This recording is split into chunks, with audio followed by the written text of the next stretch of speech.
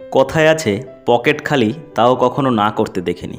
আমি বাবার থেকে ধনী মানুষ দেখিনি। কোনো একদিন বাবা তার ছোট্ট ছেলেকে নিয়ে বাগান তৈরি শেখাচ্ছিল। ছেলে বাবাকে হেল্প করছিল, কিভাবে গাছ লাগাতে হয়, কিভাবে গাছের চারায় জল দিতে হয়, কিভাবে গাছের যত্ন নিতে হয়, তা বাবার সঙ্গে দেখে দেখে সে শেখার চেষ্টা করছিল।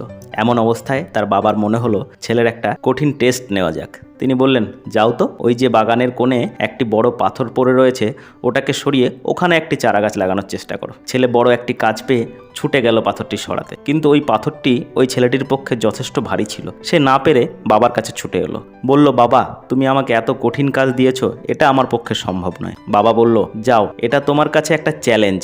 এই চ্যালেঞ্জটা তুমি যদি পূরণ করতে পারো তবে তোমার জন্য একটা সারপ্রাইজ গিফট অপেক্ষা করছে। ছেলেটি চ্যালেঞ্জের কথা শুনে পুনরায় ছুটে গেল।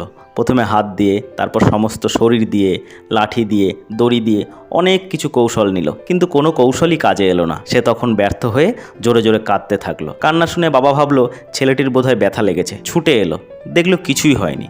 কাজটি করতে না পেরে সে কাঁদছে। ছেলেটি কেঁদে কেঁদে তার বাবাকে বলল, আমি সব রকম চেষ্টা করেও কাজটা করতে পারলাম না, তুমি কেন আমাকে এই কাজটা দিলে? তখন বাবা বলে, সব চেষ্টা করেছো, কিন্তু একটি কাজ করতে তুমি ভুলে গেছো। তখন সেই ছেলেটি বলল, কি বাবা? তখন বাবা বললেন, তুমি একবার আমাকে ডাকতে ভুলে গেছো। একবার আমাকে যদি ডাকতে, তুমি দেখতে তোমার এই কাজটি নিমেষেই আমি করে দিতাম।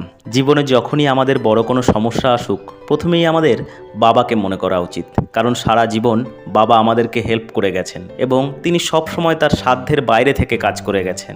হ্যাপি ফাদার্স ডেতে সকল পিতাকে শ্রদ্ধা ও অনেক প্রণাম।